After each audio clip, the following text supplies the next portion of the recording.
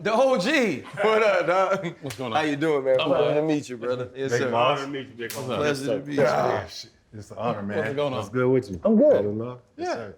What made you start flying planes? You want me to sit down? Yeah, let's sit down. Yeah. I mean, I can give you all I that. don't know if your Yeah. ass can fit it. You can fit in the pilot seat? My shit is like this. Oh, that's your jet though. Nah, Customized. same for everybody. Really? Except, my kids love it because I got a TV and they plug in Xbox, PlayStation, play the game on, boom, TV drops down. so you own the plane and fly it? Yeah. Gosh, that must be nice. just to own one. You sound a little jealous. Yeah, hey, it's called impressed. Like, to be honest, I'm it's impressed. My man owned it and fly the plane, dog. Yeah. That's crazy. Truth be told, my dad started flying at age 36. And I learned to fly at age 36. Okay. I figured that, just like everybody else, I'm gonna take my kids to school. We Florida people. I figured they'd go to one of the schools, Right. one of the 3 schools.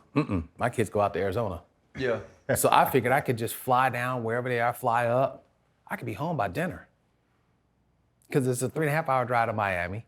Right. It's a 2-hour drive to Gainesville. It's a 4-hour drive to Tallahassee.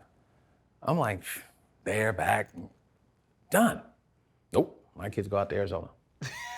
But by this time, I was already knee-deep in learning how to fly. I mean, you can fly to Arizona too, though. Yeah, I did that. Yeah. But I started off on a propeller plane. So Mr. Rooney, old man Rooney, used to fly himself. He actually, I think, had to crash land at one point. You're prepared for that situation if something happens. Also, my plane has a parachute. Have you ever felt as if you need that parachute? No, I don't fly in that type of weather. And also this one, the new one I just got, has auto land. Oh, you a boss. That's dope. That's Folks around here can't get a car with auto drive, and he got dang auto land. Man. What they call it? Goals? Push a button and it'll call the tower, figure out the winds and land at the airport and stop it on the runway and you open the door. What model is this? It's a Cirrus Vision Jet. How many people can fit in it? 4 comfortably. 1, 2, 3, 4. Yeah, we can get one. Do you want to be our pilot for the show? Yeah, that's fine. Bro, you King Griffey Jr. Yeah. You're not a normal person. Yeah, I am. Nah, bro. Yeah. No, you're really. Do you get yelled at home? Yeah. Okay, so do I.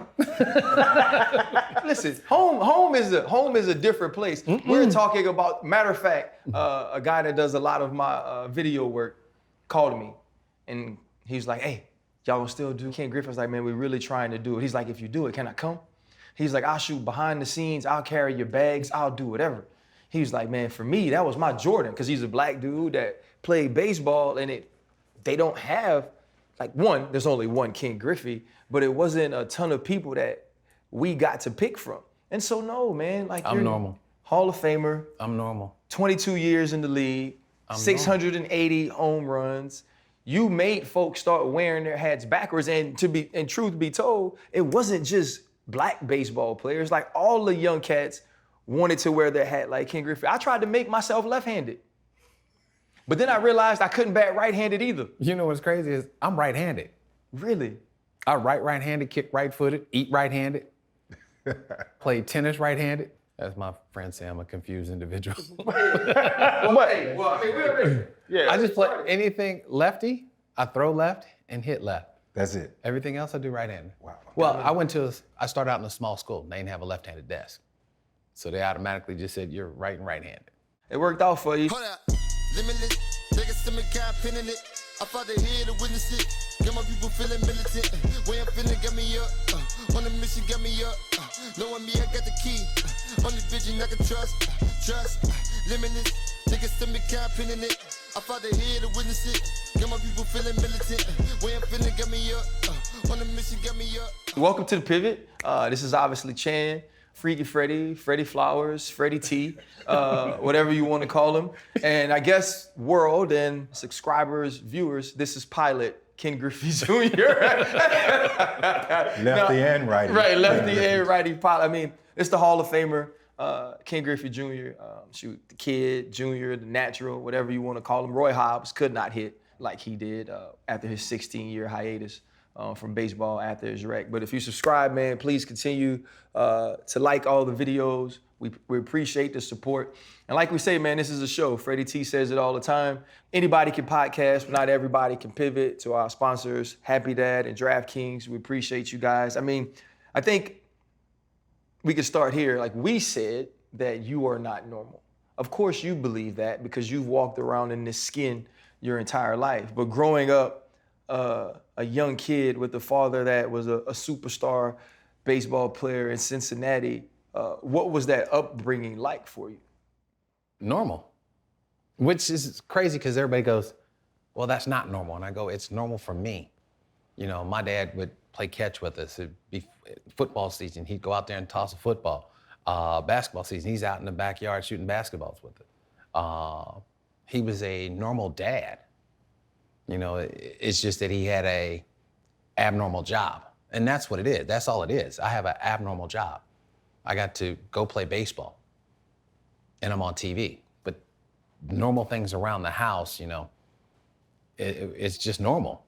Like, you know, we go to bed at the same time. I mean, it's funny because people go, well, how was it? You just said that.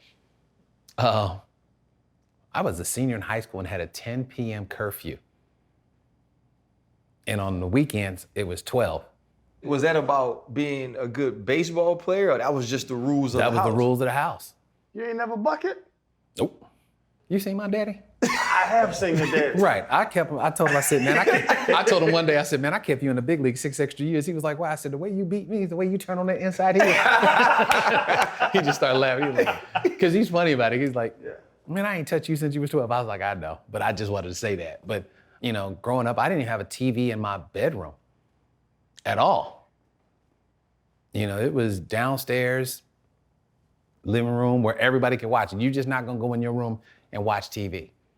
Yeah. You know, you're gonna be, you know, out with everybody else. So no special privileges, irregardless of, Nope. you know, getting ready to be the number one pick of the, what was that, the 87 draft? Yeah, no. So no special privileges. None. He was like, this is what we do. This is how it's gonna work. This is my house. And when you get your house, you can do your thing.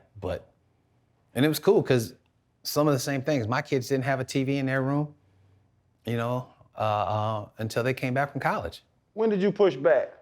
At some point, you had to push back. You had to like, hey, Dad, I'm a grown-ass millionaire. Nah. You had to push back. Nah. Like I was stubborn, like any teenager, but you know, it wasn't like I was like, you know what, I'm gonna go ahead and test him. Right. Nah. Was it physical fear or respect? No, I was more scared of my mom. Oh. I'm still scared of my mom. Was your mom the disciplinarian in the house? No, mom was like, it's just because my mom's like 5'10". Dad's 5'11". So, you know, it's only an inch. So, you know, I look at mom, I'm like, no, I don't want to try that. Because I grew up where I watched the lady come into the school, beat her child in front of everybody. And I didn't want that to be me. Wow. So I was like, nah, I ain't gonna test Different her. time. Yeah, you know, and plus Dad was like, you know, Dad would say, I got in trouble. I will tell you. I actually took the car. I was going down the street to go pick up some friends and bring them back. But I was 15. My grandmother busted me. I played the first game of a doubleheader. I did it on a Friday. Played the first game of a doubleheader. The second game of the doubleheader, I was sitting in New York. He flew me to New York. He sat on the other side, because back then, you could come to the gate. He sat on the other side. He was like, that's all he said. I was like, So I walked there, sit down. He was like, I knew you was gonna do this. I knew you was gonna do this. I was like, okay. He said, but we're gonna talk about this at home because I can't talk in front of all these people. Wow. He ain't say nothing to me in the car. Got to the hotel, got to the apartment. He starts talking. He says, now go in the room. Now, you know when parents say go in the room. Yeah. He said, I got something for you on the desk. I'm like, oh, this is it. I go in the room. There's a new glove, batting gloves. I come running out. So that morning, Sunday morning, he flew me back home. I missed the first game of the doubleheader, but played the second. But I was like, I know not to do this ever again. Because the way he looked at me was like, I'm a man, and you're going to be a man, but I'm not going to put my hands on you. Right. But I'm going to let you know without letting you know that this ain't going to happen no more. Man, that was it. Yeah. But he was just, he was a dad. He wasn't like, I need to put my hands on you, I need to do this. He more or less talked to you. Yeah. And he's always been like that. So, Channing asked, did you ever try him or when did you buck back? When he came to the Mariners, what was it, year 3 for you? No, it was year 2. Okay, year 2, right? And at that point, like year 2 is the year you started to really become Ken Griffey Jr. And it was your team. I'm sure you guys had that conversation. So it wasn't even like then when he was on the team, like, nah, Pop, like I'm the one. Nah. No. We had that conversation, but it wasn't like he just said, hey, this is your team. I'm just glad I'm a part of it. And he was my teammate at the ballpark, and he was dad at home. He actually stayed with me. And I got to say something to him that every male has I heard. already know what's coming. While you in my house, you live by my rules. And I said it to him. And he moved out. That was something. But it was like, come on, man, it was the only thing I could say. Yeah. You live in my house, you live by my rules. My mom fell out laughing. Yes. But he, like I said, he was a teammate. We get to the ballpark and we're like, hey, he batted second, I batted third. So I learned a lot about hitting and being a pro from just watching him. Like somebody could tell you all these things, but this is my dad and I'm actually looking at him every day, hitting in front of me. And he actually led the team in hitting that year, the last 6 weeks of the season. He had like 377. Wow. I told him because I was protection, but I just wanted to throw that out there. He was like, but he was like, like I said, he was dad. He wasn't like, hey, I'm this, I did this. He goes, look, this is your team. I'm just glad I'm a part of it. Let's go have some fun. And like I said, I watched and learned so much of just looking at him every day. I'm gonna say a date for you, September 14, 1990. Yeah, I know that date. He went deep. Mm-hmm. Yeah. Somebody else did. Yeah, but he touched home plate and said, that's how you do it, son. I'm like, you just really gonna just do that to me? Right. And talk about poking the bear. Harold Reynolds said he's gonna do it. He's gonna hit a home run after you. And he just sat down and I got the 3-0 and they said, you got the green light. I was like, because when you're a young ball player, they don't usually give you the green light. So I hit it out and I couldn't wait to get back in there to shake his hand. And he made me shake everybody's hand. And then he sat down. We sat down next to each other. He says, you know what we did? I go, yeah, we went back to back. I'm a 20-year-old, like still into the game. He's a 40-year-old understanding history. I don't understand that. I'm just sitting there like this. Yeah, we got a game to win. He's over there like, yeah, we went back to back. Father, son. Yeah, ain't nobody ever done that. I'm like, yeah, okay, let's finish this game. We could talk about that later. Right. Didn't understand it. Until I passed Frank Robinson. I hit the home run, I'm rounding first base, and it hit me. This is what it felt like. This is what my dad felt like when I did something, when we did it. And it was the wildest feeling rounding the bases going, now I understand. And, it was 18 years later. Yeah. But it was like, I got it. You mentioned Harold Reynolds, and we get excited anytime we have these opportunities. Harold Reynolds is a part of another very important story in your life. He was the teammate with you when you met your grandfather for the first time. Yeah. You're 19 years old and you hadn't had that opportunity, and you look at him and you say, I think that's my grandfather. And he introduces. Yeah, we were sitting in a hotel lobby. Yeah. And I looked over, I was like, I think that's my grandfather. It was like, you've never met him? I'm like, nah. But he looked like my uncle. And I was like, let's go. I was like, what? He goes, we walk up to him, he goes, hey, he thinks he's your grandson. He goes, he is. I was like, all right, shook his hand, went to the ballpark. called my grandmother. Hey, Grandma. Met my grandfather. She didn't have a whole lot to say. Just because my grandparents got divorced when my dad was 2. Mm-hmm. So it was a whole lot of history on her end. She was like, well, basically she told me to stay away from him. I'm like, all right, you're my grandmother. I've known you all my life. I'm gonna have to I'm gonna take your word for it. Then I saw him a couple times after that. Didn't know that my uncle, which is his other son, worked in Cleveland. Worked at the stadium. Saw me play every game that I ever played in Cleveland before he passed away. Didn't know that side of the family until they showed up at the house. And my dad proud of me, and I was like, who this? He goes, that's your uncle. That's his other son, blah, blah, blah. I was like, okay. He goes, by the way, he's seen you play every game in Cleveland. He worked on the 5th level. And that's the old stadium. Yeah. Then they built a new one. He worked downstairs. So every time I come downstairs to go to the locker room, he was there. Hey, what's up? How you doing? All right, you want to go have some lunch? He was dinner. He was like, yeah, come on after. Because, at that time, I'm 33, 34, and I'm like, he ain't do nothing wrong. Right. He didn't leave my grandmother or whatever happened. So let me get to know that side of the family. And then a couple of years later after that, he passed away. Was that important to you at the time? And did it change, like knowing your people, knowing your family, meeting your granddaddy at 19 years old? Like, what did that do to you? What did you want that? Or did it just happen? It just happened. Like, I just looked at him like I said, I think that's my grandfather. Like, it wasn't like it was like one of those things like, hey, I want to meet him. It was, I think that's him. If it happens, it happens, and But no, it didn't change anything. It's just like, okay, I got some perspective of who he is. Now I got eyes on him. And the craziest thing is, he actually was teammates with Stan Musial. The day you were born. Yeah. Born in the same town, same day. Same town, same day. But Stan would be like, hey, your grandfather was the best athlete I've ever played with. Wow. And I was just looking at him like this. I don't know. You got grandpa. Yeah.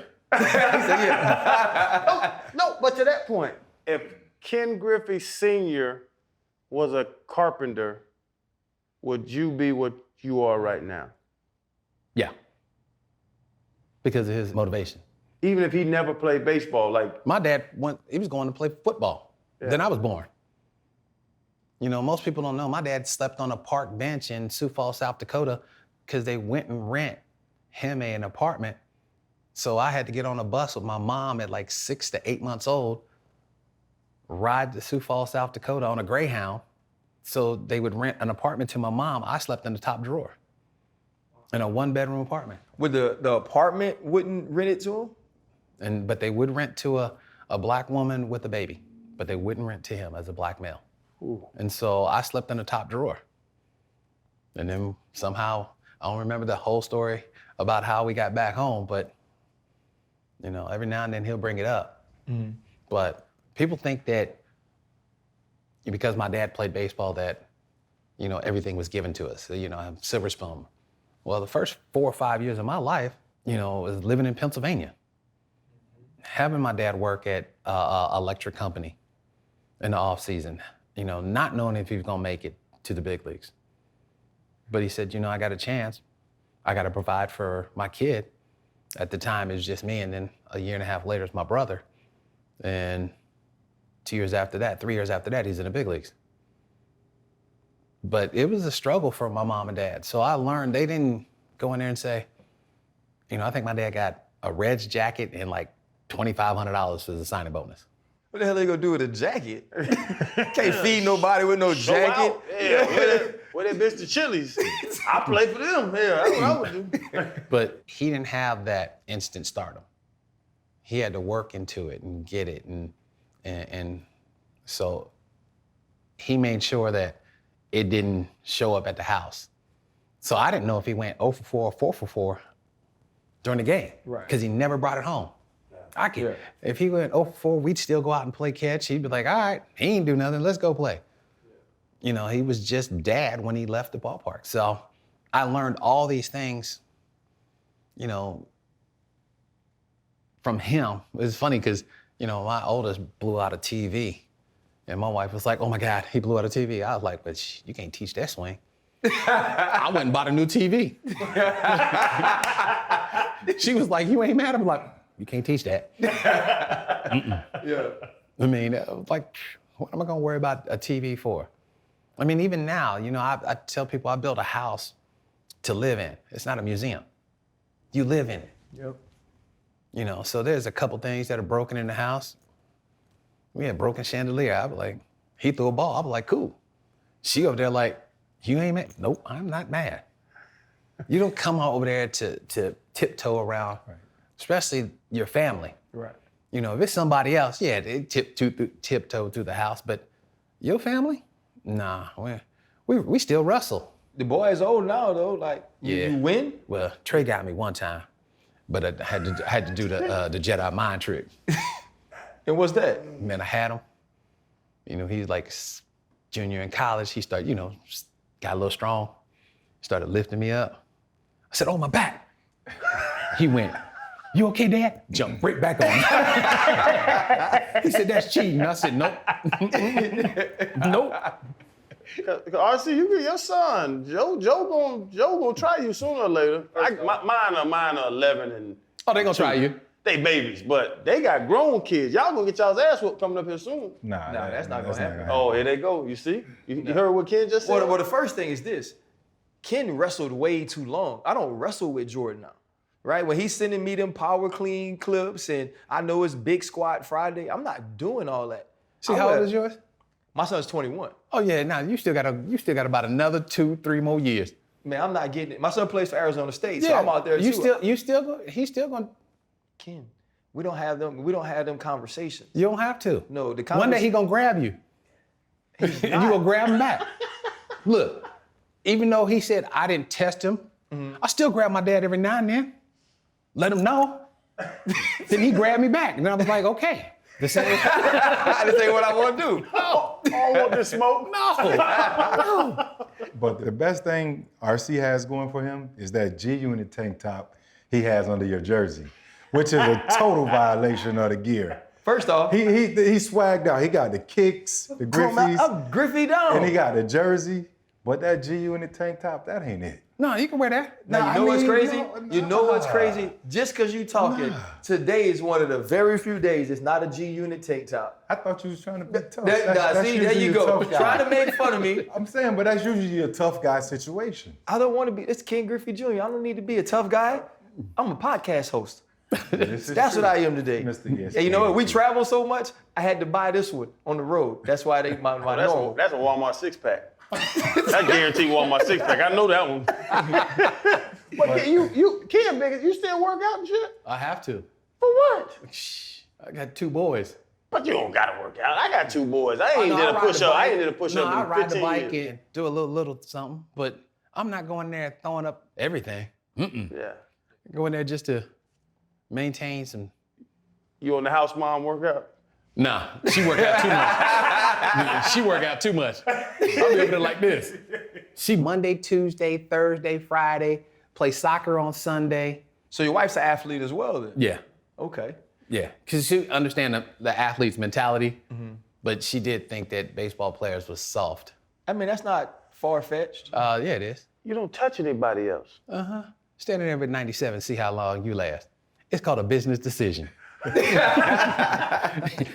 See, the reason why people play football, because they couldn't hit a curveball. Y'all stopped playing baseball because y'all couldn't hit a curveball. As soon as they did this, y'all were like, nope. And then 97 coming in, y'all like, nope. Yeah, I mean, listen. Now we start laughing because I got friends that play, you know, y'all play. We sit there, start going at it. Like, y'all couldn't hit a curveball at age 12. Y'all stopped. As soon as they did this, y'all was like, oh, nope, I don't want to get hit. No, listen. And y'all running to grown people. When you said 97, though, you for sure got me. Like, I'm not standing in there. Why? Because the truth is, it's actually not even far enough for you to see the ball. Yeah, it is. If you don't see it from right here, Griff, you can't hit it. Oh, And you can't get out the way of it. oh, but somebody running 21 miles an hour into you is okay. Because I can see him. He on the way. Yeah, I know he coming. And I know where he going. Yeah, that's, sometimes you don't. At what point does that ball turn into a grain of rice? It's only happened to me once. It was Nolan Ryan, his last appearance. It was the first and only time that I backed off the plate and said, if he's like this all day, we in trouble. Wow. Like he threw a ball and it was like, it looked like, when they say it looked like a little aspirin, it actually looked like that. And I backed up, I was like, okay. All right, he ended up walking me. And then one of the guys hit a grand slam and that was his last, he blew his elbow out. But that was the only time I was sitting there like, damn, this guy. All the stories you hear. But I faced him a few times. I thought he was gonna hit me the first time, because you hear the story. He gonna rush one about 97 up underneath the, call it the bow tie, right here. And I thought he was gonna do it, and he didn't. He ended up walking me. But he got the 3 balls and walked the home plate. Told the umpire I need a new ball. Umpire, usually the umpire grab the ball and throw it to him. Yeah. Umpire walked in front of, whatever you want, Mr. Ryan. Handed the ball. Yeah. Like, all of them, here, whatever, pick one. And I'm over there at home plate like, oh, okay. It's different. And then he said, I can't believe I've thrown 3 balls to this fucking rookie. You heard him say that? Yep. And that's when the walk strikeout ratio was important. Yeah. So I was like, I know I'm getting drilled because it don't count on either one of them. He walked me, I still second. I still third. He walks all the way to third base, like from me to you, just rubs the ball and looks at me. Then turns around, walks to the bow. I know I'm getting hit the next day. And he didn't get me, he didn't drill me. Yeah. And then he was real good friends with our hitting coach, Gene Clines at the time. And he said, I tried every intimidation factor that I had with him and he didn't flinch. But growing up, I tell people, like, if you're in a household with professional athletes, you hear things earlier than most kids. Like, I knew what it took to be a big league ball player at age 14. Yeah. My dad was 24, 25 when he got there. I'm getting all this information as a teenager. Yeah, it helps. But things weren't as smooth as it might seem now. In hindsight, I hit the express elevator. Yeah, it took me 2 weeks. 2 weeks. First 2 weeks, 17-year-old out, away from home, 3,000 miles, ain't got no discipline. I'm gonna use that word. Yeah, we got it. You party. My mom. I mean, you was fresh off a 10 o'clock weekday curfew too. Yes. So you living a little bit. Yeah. Right. So mom comes to visit, I'm hitting like 200, 210. So she stayed the first day. The second night I went out with some friends and didn't stay with my mama. She ain't like that at all. Third day, as she was leaving, she said, I ain't doing this no more. I ain't coming here. I ain't come to see this, and I refuse to come here and watch you play like that. I was like, okay. Again, I was more scared of my mom than my dad. Yeah. I won MVP of the league. I went for like 24 for my last 57. Mm-hmm. In that last 6 weeks or 5 weeks, whatever it was. Mind you, I didn't win MVP of my team. I don't know how that works when you win MVP of the league, but not your team. That's a whole different subject. Get to A-ball the next year, I'm like, I'm rolling. I'm hitting 336, 338, somewhere around there. Dive for a ball, stress fracture lower back. They sent me to the doctor. And this is a funny story. They sent me to the doctor, and that's like George Griffey, which is my name. They bring out a stack of paperwork. I'm over there going through it like, oh, this is my dad's stuff. This ain't my.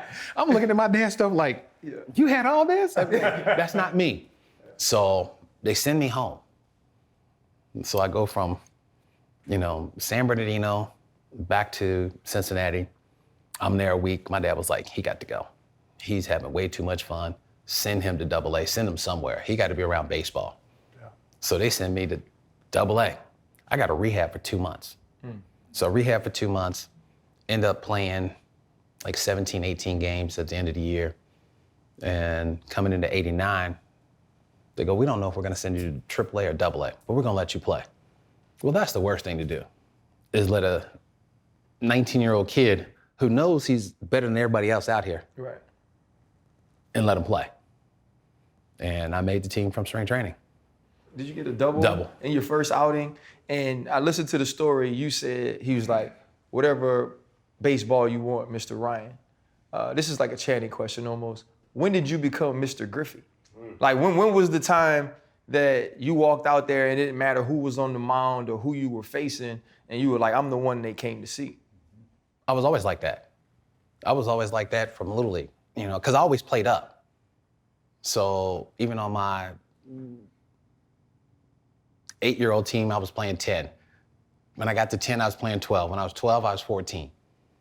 And when I got to 14, 15, I played on the 16U team because that was the start of and I went from 16 to 18.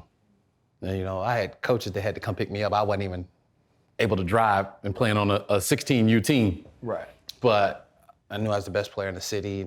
You know, you don't know about the state because you don't play. But every time I went somewhere, I was like, there's nobody that can outplay me. So it was just me understanding that because I have a dad, and my dad has always said, if my name is in the paper before your name, we in trouble. Because they usually say, Ken Griffey, son, did, because they want the headline. Right. But if it says Ken Griffey Jr., son of form, usually it's something good. So that's one of the things that I was taught. I tell my kids all the time, if my name is in the paper for yours, something happened. They trying to grab headlines, and we ain't trying to grab no headlines. Is the confidence and cocky. Because when you said, I've been the dude that when I walk up, I get in that box. They've been scared of me since I was 6 years old. I didn't make it out my first year in Little League. You didn't get out. No, I got my second year when I made my first out, I cried. My mom had to come on the field and ask me, she said, why are you crying? I said, I made it out.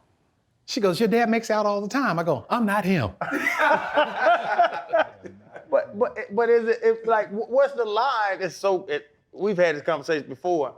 The line of confidence and cocky. Confidence is how you go about your business. Cocky is when you have to explain it to somebody. That's a word. Yeah, if you have to justify the way you feel, that's cocky. Yeah, but if I ain't got to justify it, when everybody else knows it, then You just stating facts, no? you don't have to say it. You know, we think about when you played, right? And I look at, my dad was a huge baseball fan. He was a huge Dwight Gooden, Darryl Strawberry, Ken Griffey Jr., Ken Griffey Sr., and then, you know, the Barry Bonds. And I just remember being able to be at home and look at the TV, and even if it was baseball, see certain faces that look like mine that were stars of the game. Not necessarily the stars, but stars of the game. And obviously when it does look like us, it's different in baseball. That is the minority. When the Ken Griffey is at the home run derby and he's the most important person there, that's different for that sport. RC. You know what I'm saying? When he had the hat backwards. You know what I'm saying? Yeah, but you know why I wore it backwards? No, why'd you wear it backwards? Because my dad had a fro. Yeah. And I had a little peanut head. And every time I put the hat on, it flapped in front of me. So I turned it around because I just wanted to wear my dad's hat. And once I did it, it just stuck. It wasn't like I was trying to make a fashion statement, try to be different. I just wanted to wear my dad's hat, the Cincinnati Red hat, in practice. Like when he went on the field, he always had two hats. I would always grab his backup hat. So I'd grab it, I'd go put it on, and I'd run and it'd be all over the place. And I said, well, I'm gonna just put it backward. And I've always had it that way. Like even now, the first thing I do, I put a hat on backwards and I look at it and go, okay, it's okay. And if I put it on forward, it just doesn't seem to look right. And I'm like, I can't wear that. That's crazy. With so many kids growing up and wanting to be like you that loved baseball, and now we look at the disparity between whether it's Latin players, white players, as compared to Black or African American players, why do you think the game has changed so much as far as it's concerning the players and their origins or ethnicities? Money. Football, basketball. What do you need? I need a football and a You basketball. need the ball. Baseball, I need a glove, I need a ball, and I need a bat. Those bats range from $300 to $600. A glove's gonna cost you $200. Baseball, it's gonna cost you $25. Then you gotta have shoes. And football, usually when you get to high school, you still are buying those things in high school. But when you go to football, you don't have that. Given to you. Everything's given. Basketball, everything's given. When you get drafted, say you get drafted, where do you go in football? To the league. Where do you go in basketball? To the league. Right. Where do you go in baseball? To Minor leagues. Right. So that's, you look at it when parents are like, if you're talking about Black families trying to change generational wealth or just trying to change their standards right now, where are you gonna go? I'm gonna stick them in basketball. I'm gonna stick them in football until baseball comes around and figure out how can we help the kids that really wanna play. Plus, one person in the household has to love baseball. Right. If nobody loves baseball in the house, then you're not gonna watch baseball. And if nobody looks like us on TV, you're not gonna watch baseball. Hell, I remember growing up, Willie Stargell would be at the house. Dave Winfield, all the guys that my dad played with, they'd come over to the house. You don't see that now. When I made it to the big leagues, all the guys that my dad played with made sure that every town I went in, if there was a guy that my dad played with, I'm driving you home. I'm like, I'm gonna catch the, no, and I'm gonna pick you up for lunch tomorrow. Right. They made sure, they were like, you can't fail. So from Ricky Henderson, Dave Winfield, Chili Davis, like Kirby Puckett, I can go on and on throughout the whole league. It was like Mickey Brantley. And the crazy thing is Mickey played center field until I got there. Right. They moved him from center field to left field and right field. And I still call Mickey to this day if I got a baseball question. His son is Michael Brantley, who plays for Houston. Yeah. So I've known Michael since he was a baby. But I have relationships with guys that I played with, for 30 years. And there's no jealousy. It's like, yeah, he was better, so I couldn't really say that, right. I couldn't really argue, but they still helped me. They made sure that I was okay. Harold, especially. Harold was like, hey, Harold's like my big brother. Hey, it's 11 o'clock at night. Harold, what are you doing? I got a question. Harold texts me. All right, I'm gonna call you as soon as the show's over. Right. And we still talk. Hey, it's time to acknowledge DraftKings. We gotta make sure the people know that for everybody who is a new user, you put up $5 on any football bet and you win, we're giving you $200 in free bets. And there's all kind of different stuff going on, but I'm not gonna monopolize the ad, Chan. You give them a little bit. I gotta say, you gotta download that DraftKings Sportsbook app. It's simple. They've been around for a while now. They've been around for years. Your money's safe. You can win, withdraw your money whenever you want to. They got your back. And if you're good at it like you say you are, go get paid. Channing, I got something better for you. If they're not in your state, you can do DraftKings Fantasy. But if they are in your city, in the sports book, you can do same game parlays. That's how I make my money. Listen, making money is good, but also it's about the fun and the competition. So get out all of your devices and download DraftKings Sportsbook app. They're an official betting partner of the NFL, and they are trying to give you money. And as long as you're a little smarter than Chan and you don't have insufficient funds, you can win. We didn't really go into depth. I mentioned the date. You and your dad hit the home run in the same game. But you became the first father-son duo to play in the major leagues together. Mm-hmm. What was more gratifying? Like, what felt better? Being the first father-son duo, or that moment hitting the home run? It's more for him. He went through strikes, lockouts. Having longevity is so important. Mm-hmm. And him having that longevity, it's like, two things have to happen. He's got to have longevity, mm-hmm. and I got to get there quick. Right. And it happened. The thing was, he was in the National League, I was in the American League. So we didn't see each other till we got home. Mm-hmm. So I would look at his stats, he'd look at my stats, I'd look at his stats. But the funny thing is, there's no competition at the house on who did what. Mm-hmm. Being in Seattle, his games be over, my game's just now starting. He'd call, hey, he's pulling his head. So he called a clubhouse to tell me what I'm doing. That's why I said, he's still dad. He's like, hey, he pulling off, he doing this, he doing that. Clubhouse said, hey, your daddy called, you're doing this, blah, blah, blah. Like, okay, got it. But the funny thing is just watching him, because he gets more of the recognition of the father and son part.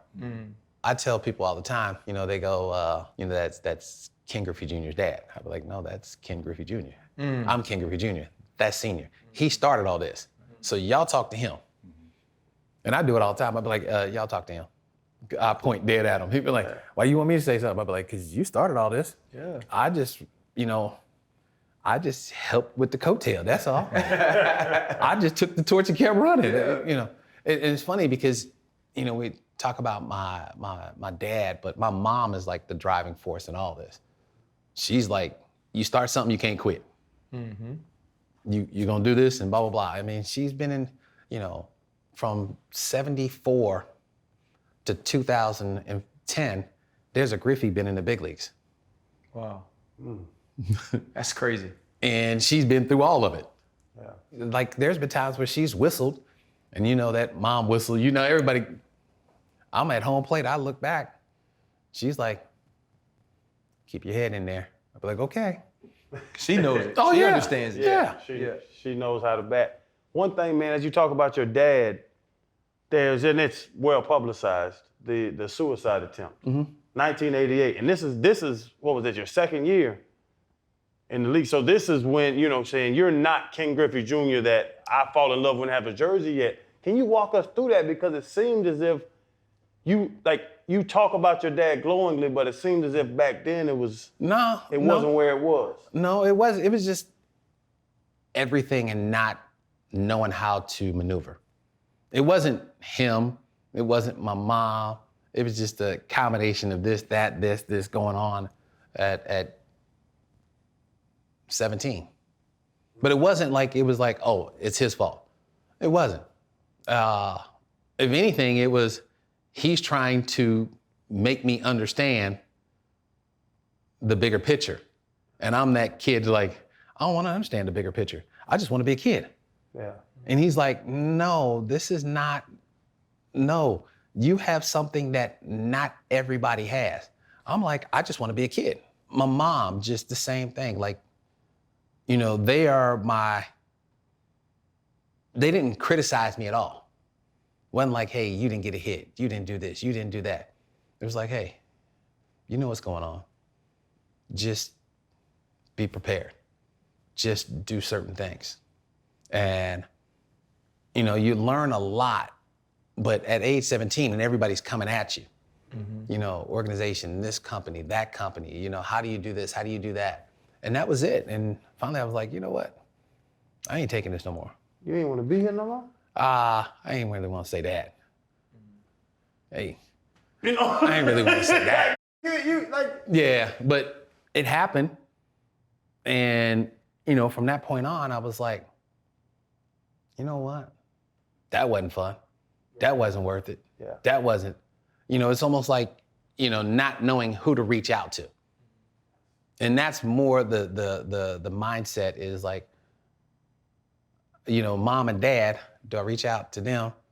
I don't want them to know everything, So it was just one of those things. The interesting thing when I knew the story, like I got those shoes at the house. I got my Griffeys. That was 88. That was before the Golden Glove and the Silver Slugger and the Hall of Fames and the retired jerseys. Do you look back on that like, if this worked, Ken Griffey Jr., bro, you wouldn't be the guy that I love and have your damn jersey and He shoes at my wouldn't house. be a guy at all, Channing. He'd be gone. Yeah, but do I look back? Nah. I've always kept going this way. I kept, once it happened, I sat down with mom and dad and explained the whole thing, and they were like, okay, now let's go. We understand. Let's keep it moving. What changed about you and your relationship with your parents? Because I was able to talk to them. Okay. You have to understand that, my dad was not there. It ain't like today where, guys can buy a jet and go fly and bring it home. No, my dad was in New York and in Atlanta and have to come home on an off day. And then I would be in a different sport by the time he came home. I'd be playing football. So we couldn't talk about it. Just growing up, not with the pressure, but having to try to figure out, number one, do these people like me for me? Do they like me for my dad? Do they like me the color of my skin? Do they like me because, I got X, Y, and Z? You're asking basically a 16-year-old senior in high school, all these questions. Like, I'm getting asked this and trying to figure it out. And sometimes it just became overwhelming. But, I was able to actually have conversations with my dad. After that, he was like, let's talk. And he said, you could tell me anything and I ain't gonna judge you. Yeah. And I was like, when did you become that guy? And that was the thing is like, he was like, I've always been like that. But, I gotta give you your space and let you grow. And he said, but this is not what we do. Right. And we've been talking ever since. Like, I call him and I forget that I call him and be like, I had something to ask you. And he'd be like, he'd just shake his head and call me back. I'd be like, all right, I got it. But we have, like, I take him on a hunting trip. Like, we go on hunting trips where it's just, there's no phones. So it's just me and him. I bring my uncle with me and they on their own little planet, Right. But they start lying about stories about when they played. And I'm over there like this. Y'all had leather helmets and, Right. and reel to reel, Right. the galloping ghost running down there. I'm killing them. But no, it's just I was able to sit and have conversation with my parents that, we all need to have. It's just I didn't know at that time how to get to them. Right. And so like now we don't, like my house, sometimes my kids tell me, I'll be over there like, you might have want to kept that to yourself. Right. Too open. Yeah, I went to the house going, huh? What? Yeah. It's different times. What's his name? Pat Gillick? Was that the GM in Seattle when you asked for a trade to Cincinnati? It wasn't really that. That's the way it came off. I know. It even said. I was actually on the golf course when I found out that I asked to be traded. So you were on the golf course, so you found out That I you wanted to be requested. traded. Oh, Yeah. okay. And did that make you like a villain in Seattle, but kind of a hero because you're going back home? No. Like, I tell people all the time, I can play baseball anywhere. I can't be a dad everywhere. I grew up where, my dad wasn't able to come to my games. You go up there Saturday, you have everybody's dad sitting in the stands, except mine. He's at work. And so I was like, I don't know if I could do that to my little guy, because I know how that feels. I mean, I got my first hit, I was 17 years old. From 12 to 17, I couldn't hit in front of my dad. I'm trying to hit the ball to the moon. Right. It got to the point where my high school coach said, don't come, he can't play in front of you. I mean, he came to a game, he was with Atlanta. You could hit when your dad wasn't there, but when your dad got there, you couldn't. I tried to hit the ball 500 miles. like literally, it was, he came there and Atlanta was in town. I went 0 for 2. I struck out and popped the ball up to the catcher. Straight up. Yeah. After the game, I drive to the ballpark. My dad said, how'd you do? I said, I went 3 for 5, 2 home runs and a double. He was like, what? I go, What it was. yeah. And he actually asked my mom, he was like, is he really this damn good? And she was like, yeah. He said, because he don't do nothing in front of me. And I got my first hit, and I'll never forget this, as an instruction leg, I hit the ball. He was in an RV on the other side of the fence watching the game. And I knew that was the RV, the family RV. I know that car. Right. You know that thing. I get a hit, he slides the driver window. Was that so bad? And then closes it and then drives off.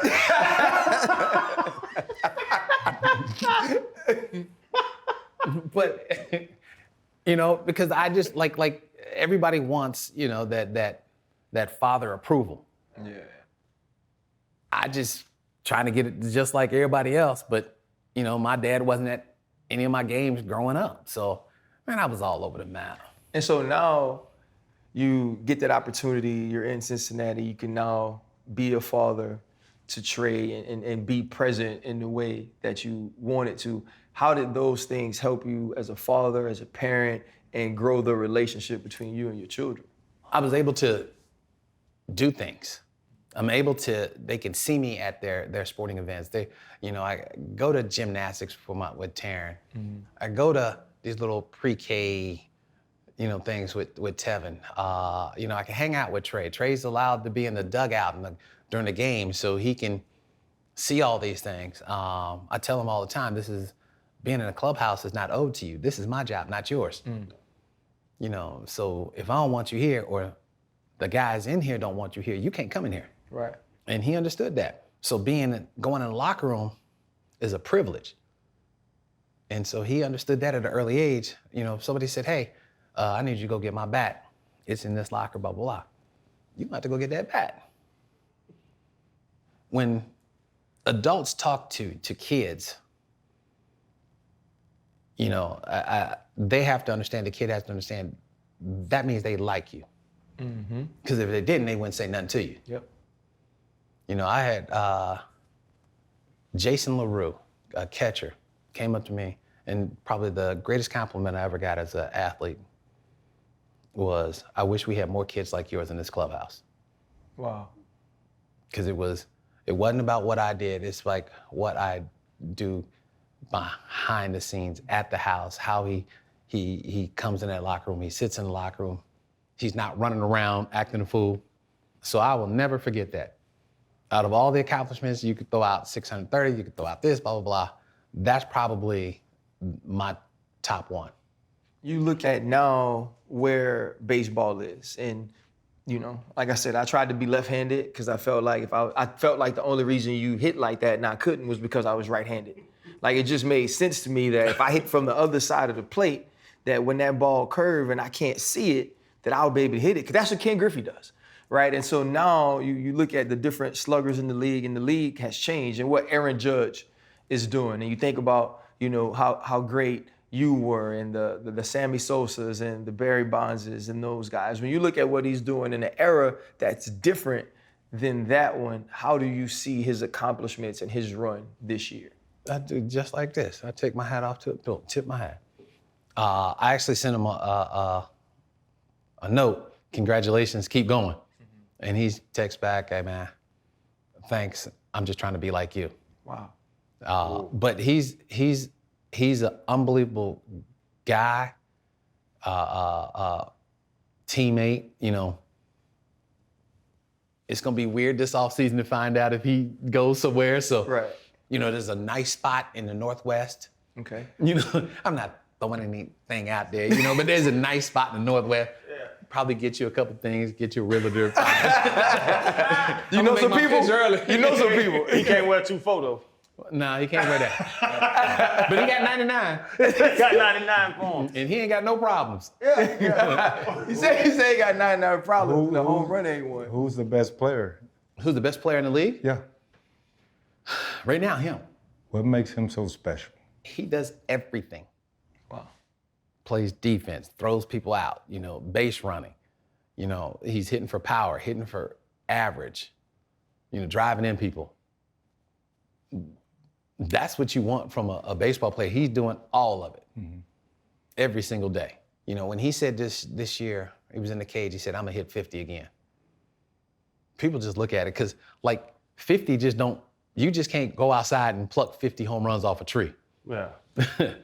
And he goes out there every day and works on his craft. And it's fun to watch. And that's all you want. As a sports fan, you want somebody to go out there and give you everything. Wow. And as a teammate and guys in the locker room, the guys that you be over there looking at him like, you didn't do nothing today because you wasn't even trying. You know those guys. Yeah. It's a lot of games, too. It's crazy, because I had to ask, too. Because you were talking about when you was young, you was partying. Like, you had to go out. No, I was still 17, so I couldn't really go out. Then I was in the big leagues at 19. You still can't go out. Couldn't go out. So But, by the bro, time nobody's turning you around at a club door. Ken yeah. Griffey Jr. Yes. is getting turned around By at a the club door. by the time I turned 21, I was already had 2 years in the big league. It wasn't that big of a deal to go nowhere. But was it crazy? No. You a good looking dude. I'm not the dude that I tell a dude he's a good looking dude. You a good looking dude. You got them pretty ass eyes.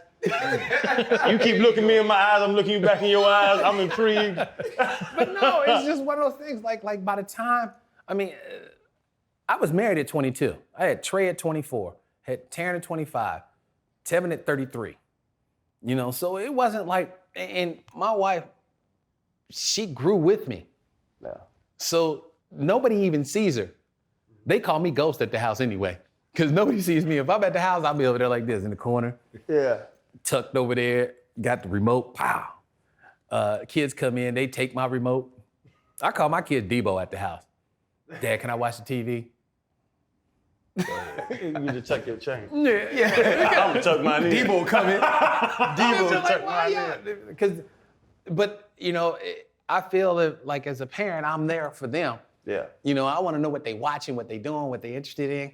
Because maybe I'll catch up and like, oh, shit, I might want to watch this. No, It wasn't no wildness. No. Cause you was already you already found your queen. No, but I've already, you know, I was already in the big leagues. I couldn't do nothing. Couldn't go anywhere. That never worked for Darryl Strawberry.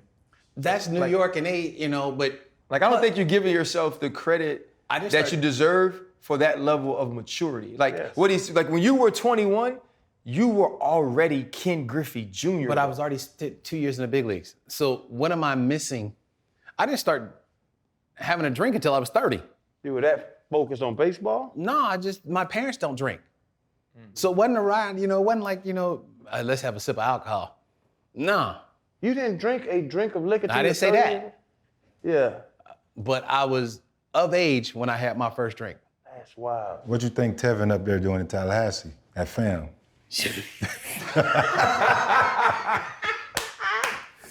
You got daddy credit card? All of them got my credit card. Oh, Jesus Christ. But hold on, but they know. Yeah. You better ask before you swipe. Right, because I get a bill, because it comes directly to me. As soon as they swipe it, notification. Oh, yeah. People like, this is junior money now. This ain't your money. No, they understand that too. You know, it's mine. It's not ours. Mm-hmm. I'm allowing you to reap some of the benefits of what I did, you know, but you ain't got no money. That conversation, we've had a conversation with a number of people. We're well off. We ain't got Ken Griffey money. Yeah, he got like 116 in one Yeah, contract he or got something private like jet that. that he flies. We ain't got your money, bro. We'll be honest, but we got a little money. How do you navigate that with your kids? Easy. Easy. Yeah, they ain't got no money. But they do have money. No, they don't. Where? I guarantee your kids have every tennis shoe they want. Nope. They live in 10,000 square foot plus house. That's my house. That don't have their name on it.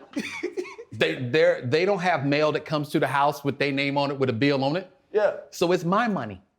And you establish that with all your kids. Oh, you can call Trey right now. And he'll tell you. This is my money. Yeah. Now, my daughter, she a little different. Yeah, that's I agree with that though. Yeah. I'm 100% on board with that. I tell him all the time, I'm the only man in your life. Ain't nobody impressed with Henry. You've been in limos, so they can't press you like, hey, I got this limo. Dad already done that. Jet, Dad already done that. First class ticket, Dad already done that. Vacation, Dad already done that. There's nothing that you can't do to impress my little girl. Yeah, that's the way to go. And this is kind of taking it back, and this is off the subject of kids, and I'm very sorry. But it's important to me to ask this question. Now the number 42 is retired in baseball, as it should be. But you were the first to honor Jackie Robinson by wearing 42. What was it about that number, about that player, that man, that made that something that you stepped up to do? It's very important. He allowed everybody to live their dream, no matter what color you are. If you played baseball, you had a chance to play because of him. So when I look at certain players of color, Jackie Robinson, your Roberto Clemente, your Frank Robinson, first black manager. What these guys have done is they're bigger than baseball. You know, Roberto Clemente, died in a plane crash trying to deliver food. You know, Frank Robinson, black players are not smart enough to be a manager. Proved that wrong. Jackie Robinson, one of the things that when you hear the story, I want somebody who's not gonna fight, who's strong enough not to fight. Because if he didn't succeed, when's the next Jackie Robinson? Who would that be? Larry Doby, first for Cleveland, first black ball player for Cleveland. So all these guys who are first, you have to thank them. And more so in our sport, I guess, because we have more of a respect factor. Football, y'all want to dog somebody, y'all want to, disrespect somebody. In baseball, it's more of a, because we don't hit nobody. So it's more of a respect factor. You respect me, I respect you. We're gonna play the game. Mm-hmm. And that still works in football and basketball about the respect factor, but you see a lot more of disrespecting somebody in those sports than you do baseball. And those guys were the ultimate guys that respected the game, and also they look like me. Yep. So when I go in there, I go, okay, that man did this, that man did that. Like I said, Willie Stargell sitting in my house having dinner. Frank Robinson being the dean of discipline finding me for getting ejected one time. And then also, but the problem with him finding me is that he is also my son's godfather. He called me like, you get ejected, it's like $500. I'm like, okay, I told him I ain't paying it. He said, well, then it's gonna be 10 grand. I said, I ain't paying that either. He said, one way or another, I'm gonna come get my money. And I'm like, Frank, you get just strong on me. He's like, I'm coming to get my money. Yeah. I paid the fine, but it was Nike matched it and Meade Pencil matched it and ended up working out for the Cincinnati Boys and Girls Club to get, some school supplies because it was right before school. So it was cool. Last one out of me. Like I said, I'm a big fan. We big fans. You talk about respect, the steroid crap, all the stuff. We brought up Sammy and McGuire, the 70, the 72, and all them seasons. Like, as a guy that, I don't want to call you a purist of the game, but the respect of baseball, how do you look at guys that got caught taking them roles? I don't worry about it. To each his own. But they had an advantage over you numbers-wise and all that because they were putting something in their body that you didn't have, you couldn't put in your body. But do they have that now? Growing up, my dad said there's gonna be people bigger, stronger, and faster. Don't let them outwork you. And you don't need somebody to go in there and be in front of a mirror, in front of 10,000 people working out. You can work out at home because that name on the back is the one you gotta believe in. Mm-hmm. The name on the front is you gotta respect it. But that name on the back, that's the only person that's gonna believe in you. And he said that when I was 8 years old. And I didn't even have a name on the back of my jersey, but he did. Right. But he said it just like that. He said, that name on the back, you gotta believe in. Yeah. Nobody else's. So when things happen, guys get busted, don't get busted, 25 years ago, when all that stuff was going on, didn't bother me. Wow. Because at age 50, I can walk. And I don't have that cloud over my head. Yeah. I don't have that problem. But, whether some guys are, do and don't, do they care or don't they care? I don't know. Yeah. I was asked, if you're a 26-year-old kid, you got 2 kids, this $100, $200 vial of steroids, it's gonna get you $700,000 or it's gonna send you back to AAA and make $30,000. What are you gonna do? You got 2 kids. A lot of guys that got busted weren't guys that were high-level guys. They were guys trying to fit in and trying to be there. Trying to be there because of the money. Yeah. I already made the money. I was the highest paid ball player at one point. I was the best ball player at one point. I was the most popular baseball. Where am I gonna go? Right. Yeah. So, and like I said, I grew up in a household that there's somebody who's always gonna be bigger than you, stronger than you, faster than you. Just let them outwork you. Right. So when people talk about steroids, I just sit there and go, oh well, it ain't, I don't have that problem. You're gonna have to talk to them. I don't have it. Yeah. Junior, you say you were the highest paid at one point, the most popular and the best. Channing mentioned the moment in 1988, the suicide moment. What would you say was your biggest pivot throughout your career, just throughout your life? The biggest pivot is being able to be me. You know, growing up, I'm Ken Griffey Jr. I'm in the same city as my dad who played. I'm sitting there trying to figure out who I am and having to sit down and at 17 and have conversations with my parents who were like, all we want you to do is be you. All these other names have been taken. I just need you to be you. And that was the biggest thing is I felt like, oh, man, I thought you wanted to be, you know, like this, like that. They were like, no, I just want you to be you. And whatever that means, that's it. We're not gonna ask you to do something that you ain't capable of doing. And I think that's where you know, kids get upset. Well, they asking me to do this. We see our kids' talents levels. We're not gonna ask them to do more than what they're capable of doing. And I didn't understand that at the time. I was like, they asking me to do a whole lot. They asked me to do this. And it's not just, you know, it wasn't my mom and dad. It was like everybody. You know, I had people come to the house. You're a baseball player. You can't do this. What do you mean I can't do this? Everybody else doing it. Why can't I do it? You know, and I was like, this outside influence is crazy. And being able to say, you know what? My dad was like, we gonna talk. We gonna hash this out. And once we hashed it out, I was like, oh, that's all you needed? He was like, yep. I was like, cool. I didn't understand that. Right. We understand now. When we started, you said you were normal. You've lived this. You're so used to seeing it from age 6, playing up and just being normal. That was normal to you. Mm-hmm. Everything that you've said here and describing that moment and all these moments was just normal. It's normal. Normal growing up, normal learning who you are, normal finding, you know, your path, what you want in life. You know, there's not one of us that sat there at age 6 and goes, you know what, I'm gonna play professional sports, I'm gonna make a whole lot of money. There's no shoe deal. There's no glove deal. There's no bat deal. You know, it's for the love of the game. And that's the one thing that, like when I talk to parents and get everybody, I'm like, I can ask y'all, what was your greatest game in baseball? You could go, I went 2 for 3. I said, did you win or lose? They go, I don't know. Like, that's the kind of memories that I want kids to have. Not that they sitting in the back of the car going, well, your parents talk about, you didn't do this, you didn't do that. No. The only thing I care about in my household is effort. That's it. You give me an effort, I'm cool. I can't help what somebody else does.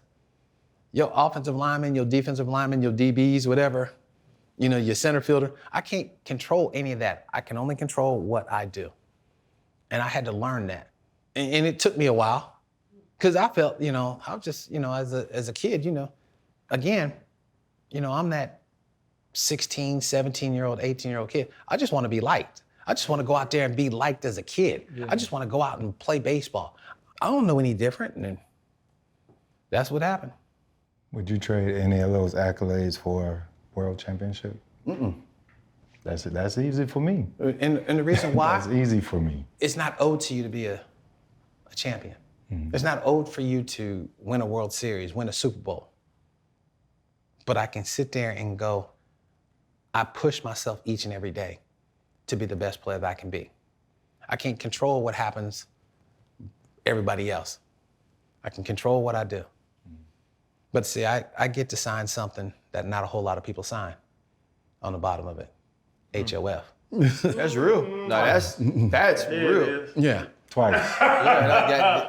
So you mentioned Fred asked the World Series question. I'm sure you follow baseball still. Who's going to win the World Series this year? Who's your pick? Oof. Houston's going to be tough. Dodgers going to be tough. Yankees going to be tough. I mean, he's like the ultimate nice guy too. No. You just said a negative thing this tough. Entire show, right? no, because I'm not a negative person. Right. I've had a lot of negative things said about me. So I don't go in there and be like, you know what? I'm a dog you. Right. Nah. Now, I am a Scorpio. So I do have that side of me that, most people don't want to see. Right. But if I had to pick, Houston. People gonna be mad about that. They've been beating drums and stealing signals. But 2 reasons. I want Dusty to win a World Series. Yeah. Oh, Baker. That's one. Yeah. And they can set up their pitching staff the way they want to. The Yankees can too, because they're gonna have a bye too. Mm-hmm. But I just don't think the Yankees have enough pitching to go with Houston's pitching.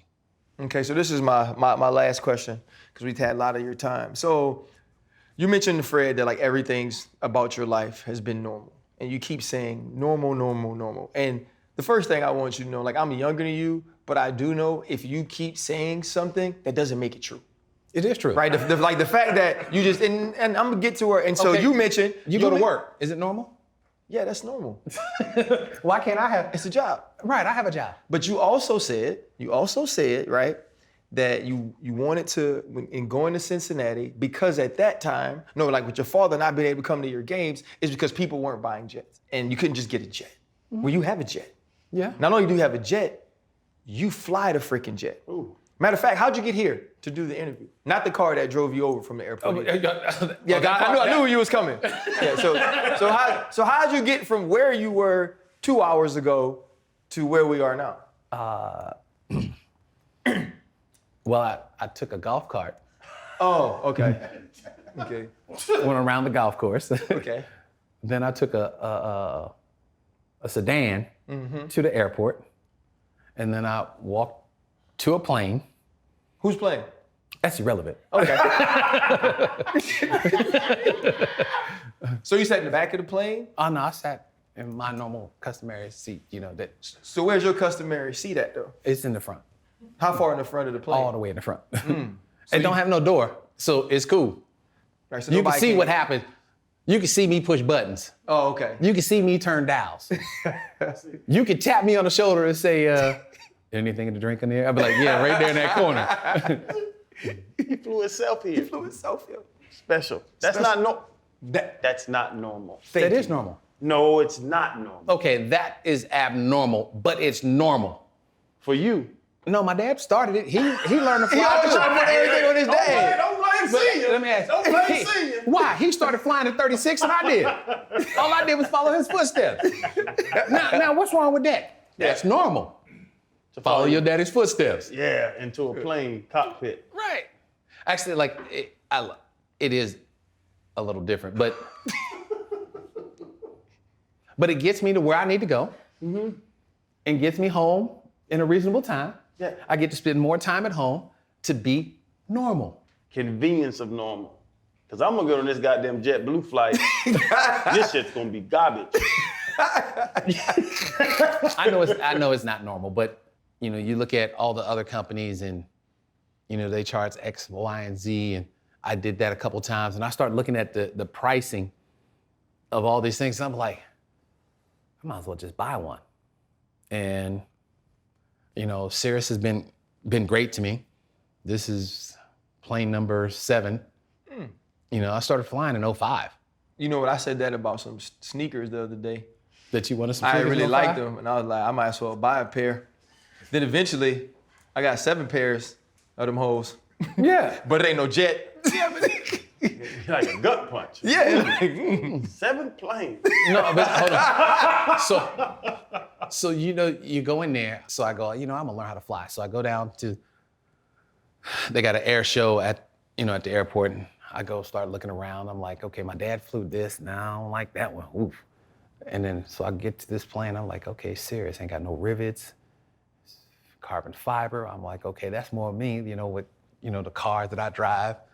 So I talked to Dale and Todd, this owner and the salesman, and I was like, hey, what about, can I get up a little flight? He was like, yeah. I said, hold on, let me call my wife. I said, I'm gonna learn how to fly. She was like, okay. I'll meet you down there. So she drives down to the airport, the plane's sitting there. I said, which one do you think I should fly? She goes, that one. Ain't got no rivets. Plus it got a parachute. I'm like, all right. So I take me up for a flight. I was like, all right. Now, here's what's crazy. Like most people, they solo after 7 hours. Because it's me, I didn't solo till I had almost 100 hours. Insurance company. I had to buy the plane that I flew in. So it wasn't like, I had to learn in somebody else's plane, the school plane. No, I bought the plane because I don't want anybody's butt in that seat except me. So the person sitting next to me teaching me how to fly, he on this side. Ain't nobody on this side but me. So I learned to fly. Like most cross-country trips. Like people go cross-country, it's 50 miles when you're learning how to fly. That's a cross-country trip. I literally took a cross-country trip. I literally went from Orlando to San Diego in a single-engine plane at 10,000 feet. Landed in Baton Rouge, Louisiana, Fort Stockton, Texas, Phoenix, spent the night because my instructor was a little tired. Flew up to San Diego. We played 2 days of golf. Flew to Orange County because James Stewart was racing. And then flew home. Made it back in 1 day going home. But it was 26 hours round trip. Well, guys, this ends an episode of Stories Told by a Rich Man. And we hope that you've enjoyed See how they just treat me? our latest You episode. see how they treat me? Man, hey, honestly. Yeah, okay, what you spend in gas? Okay. Like for me to fly from Orlando to New York cost me $800. Of gas. Yeah. Okay. So now, calculate that if you were in a car, how long it would take you? It's a day of driving. 16 hours or something like that. It'd be a day, it'd be a lot. but let's be honest. The cost is this goddamn plane, Ken. Yeah, he's trying That's to ask, what like my costs a lot of Toyota money. Tundra costs what a jet costs. Yeah, because I got to use Tahoe. I drive a station wagon. 120,000 miles on I it. drive a station wagon. Really? Drive a station wagon and a Defender. How much that plane cost? 3. 3 M's? It's number 7, though, Channing. You ever thought about adopting a grown man? It's not gonna be, he already told you that's his money. That ain't gonna be your money. It's my money. It's your money. Right. But man, thank you so much. Like this was, we've been fanning out the whole time. Like today we've been excited the entire day. And for you to give us your time, like we understand that it's the most valuable thing any person has. And your time is like more valuable than normal people's No, it's normal. time. Except he knew I was coming. He gonna bring this Philly hat out. I was just about to say something about that. It was I just little subliminal. No. I saw that over there. You act like Oh my goodness. I was just about to say something about I'm that. an outfielder. We see everything. Hey, you know what's crazy? I saw Chan hat and I was gonna say something about it, and I was like, I usually wear Marlins hats all the Oh, that's time. cool. It's cool. But I got my pivot But hat. we in Florida. We in Florida. Right. That's why I got a Right. You got home team. Why you got a Home Philly team. hat on? Because I was looking through my hats and I was like, you know what, Ken's coming on. Let me just throw a little something. But you said it. You see everything. I just didn't know. And it was white on white. I thought I might just Dog. blend in. No. See, you forget we the last line of defense. So when a pitcher get lit up, we get lit up. Yeah. So y'all got a helmet on. Y'all don't pay no attention to people. Y'all in huddles at the end of the play. Nah, dog. I'm in the outfield solo. Seeing it all. People start drinking at 2:00. The gates open at 4. Yeah. They start yelling at 4:15. I'm over there like this. Oh my God, I just want to go home. I've had teammates who've been infielders all their lives come out to the outfield and go, is this what happens every time you come out here? Yeah, every day. They talk nasty to you. Oh, nah, they say some funny things. Now, there has been a couple times where I go, that's borderline. Yeah. But most of the time, you just turn around and start laughing. Because if you laugh, then everybody start laughing. Right. But if you turn around and say something, now you got 600 people yelling at you. Yeah, That's real. that's true. No, for real. And then you start doing this. I'm gonna kill somebody. Yeah, but it starts out, I mean, yeah, it's, they, as long as they don't cross that line, Right. I mean, I had a couple people cross lines and they were politely escorted out by the city's finest. You can't talk bad to Ken Griffey Jr. You can't cross the line. You can boo, yell, scream, blah, blah, blah, but you cross the line. Dude kept yelling at me for like 7 innings. I was like, hey man, that's enough. Right. What you gonna do about it? I said, just open your mouth one more time. He got. I said, come get him. He didn't even say nothing. No, he just opened his mouth. I said, just open your mouth. Come get him. That's beautiful. Usually people just start looking at me. They try to get on my daddy. They try to compare stats. They try to do all these things about comparing, and that's the crazy thing. It's people don't understand. It's harder to be a professional athlete's son than anything. For one, who they compare you to.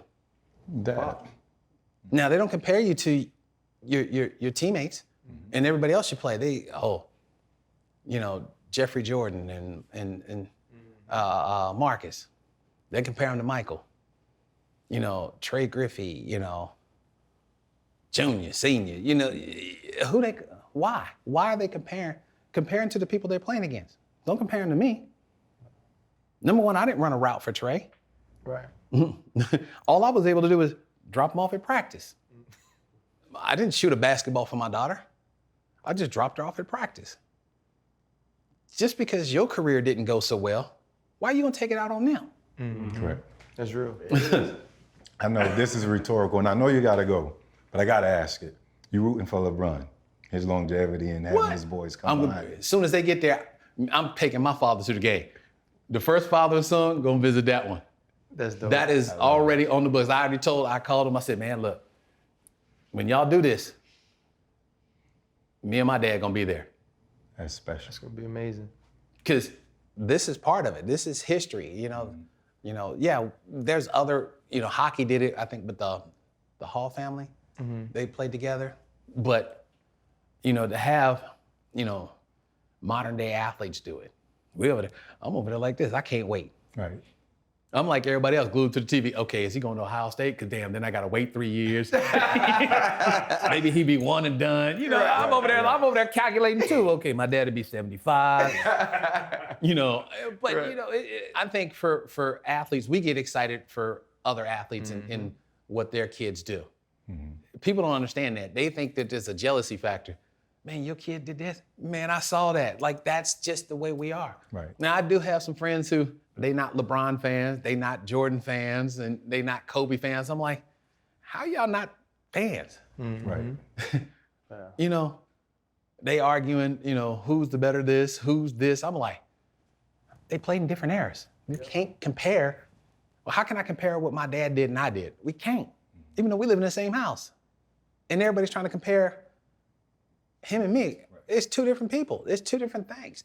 I knew at 14 what he knew at 25. Right. So I may not have the physical gifts that he may have, but mentally, I'm way more advanced than he is.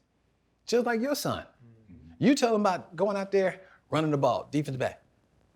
You hitting people, slapping people upside their head. He's barely hitting people. Wow. I hit a couple people. No, Chan was good. Chan was real solid.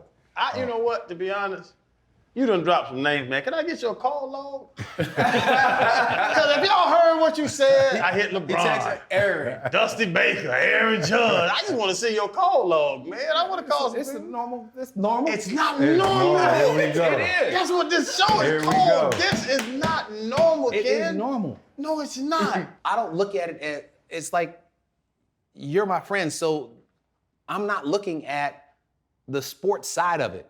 Right. You my boy. Yeah. That's how I'm looking. How's your son doing? How's your son doing? How's the kids?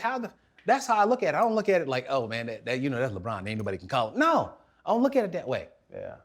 That's MJ. I call him blah, blah, blah. No, I look at it, Ahmad Rashad. Ahmad and my dad are the same age. He looked, my uncle. Excuse me. That's not normal. It's not like, I'm just saying, you though. have teammates that you still call? Yes, I have. Then why is that not normal? Because LeBron ain't your teammate. You ain't played with Michael Jordan you ain't played ain't your with Jordan. teammate. And also we all too, had the same Nike rep. hey, you know what? And that's a different Nike rep than the Nike rep that used to come into the locker room and talk to the person that was on the $2,000 Nike contract. Hold on. Whoa. That's the Nike. Let's not even go there, because we had this discussion a couple days ago. That's the Nike rep for the people All that right. got their number on the shoe. You know what I made my first year? $1,500. $700 in cash and $750 in merchandise. And you got taxed on the merch money. Then I made $3,000 the next year. Then I made $5,000 the following year. It was 1960. Whoa. That's my daddy. Now you got... Oh, wrong year. Pissed off kids. Hold on. That's coming from a guy who, only had one logo on the side of his helmet. Couldn't even get another side. Pay for the second side. That's deep. That logo is historic, guys. Yeah, so was the Iowa Hawkeye uniform too that it looked like. Wow. You got a favorite football team? Yeah. You don't seem too proud. Yeah, they won a couple days ago. He's a Cowboys fan. Oh, good. You shouldn't even be over here right now. Hold on, I was born a half an hour from Pittsburgh.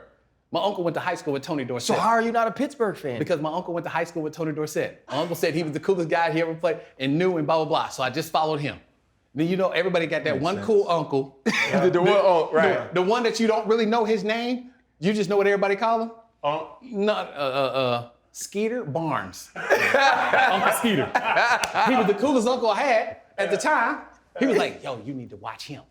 Yeah. I went to school with him. And that's how it went. Fred, did you know this before you asked him? So I was gonna talk about LeBron and his son, the father-son thing, and LeBron is a huge Cowboys fan. To answer your question, no. Okay. But I'm looking and I'm thinking, I'm like, wow, that's crazy. Because I keep dissing Cowboys fans, call them obnoxious and this and that, but they're actually okay. They're just living in the past. No. I tell people this. I will not wear a jersey of anybody who's younger than me. So I go to Tony Dorsett. Yeah. You got many. I only got like 3. I only got 3. But that's cool. I'm good with that. Cowboys fan, that's sad. What do you mean? I mean, at least in baseball, you're one of the best that's but ever like, lived. I say but this. you support a team that you're never going to get to see win a Super Bowl. But I say this. If you're going to be a star, you got to root for the stars. That's a good lie. I'm gonna steal that. She's so fired up, man. But that's, it is so funny at my house because Trey is a Ravens fan. Okay. Being in Florida, Ray Lewis, Willis McGahee, UM Ed Reed all went to to the U. the U and then went to Baltimore. So he was like there. My little guy is a Michael Vick fan. Okay. He was a ward number 7, Tevin ward number 7, 14 inches of hair, quarterback, left-handed. So that's his guy. So wherever he went, that was him. My wife is from Seattle. She a Seahawk fan. Okay. There's a little conflict of interest the first week because Russell was in Denver. Yeah. Right. And she was like, all I want is offense. I just want him to score. I'm like, you got to root for one. She at the house talking about, I just want the score to be run up. I was like, you wanted a basketball score? She said, it got to be. Right. And my daughter is a Carolina Panther fan. Why? Who would play for the Panthers? And it ain't who you think it is. Cam used to. Her favorite player is Steve Smith. Oh, I can see that. Steve Smith was a monster, though. Yeah. Yeah, I'm not mad at that. And like, there's certain things that we do as dads that we normally wouldn't do. Like, I don't ask for a whole lot of autographs. Like, I don't. But I actually called the public relations department for Carolina and said, hey, I'm Ken Griffey Jr. And then the guy was like, whatever. He didn't say whatever, but he was like, yeah. I said, look, I'm calling you on my cell phone number. Here is the Mariners phone. You can call them to verify it if you need to. I want to trade jerseys with Steve Smith for my daughter. And he called me back the next day. He said, Steve would love to do it. And so I exchanged the jerseys, gave it to her for a Christmas present, because I figured he was going to retire. Let me get this done before he retired. She's got it, holding it like a baby, burping it, the jersey. She got Kobe, LeBron, and somebody else on the wall. There's no pictures. Ain't no pictures of dad. I'm just dad. You just dad, though. Yeah, I'm just normal. But that's just how your dad was. Yeah, like if you go in my house and you just look over, you don't see me. I'm the dude over in the corner. Love it. with the remote. That they come take from him. From your Hey, that they ass. come take from him. Hey, this has been Ken Griffey Jr., one of our favorite episodes, obviously. We hope it's the same for you. And remember, it's October, so it's the Pivot to Pink. We are raising awareness for breast cancer, for all the people who have fought through it, for all the women who continue to battle on, the families that support them. I mean, that's a wrap. Love it. Dog, he funny as hell, Man, bro. come on, man. Look, so I'm gonna tell you. Dog, he funny as hell. So I didn't want to tell you That's love. Appreciate it. that I also got a boat too. Hold up, limitless. Niggas to me, got pin in it. I fought the head to witness it. Got my people feeling militant. Way I'm feeling, got me up. On the mission, got me up. Knowing me, I got the key. Only vision I can trust. Limitless. Niggas to me, got pin in it. I fought the head to witness it. Got my people feeling militant. Way I'm feeling, got me up. On the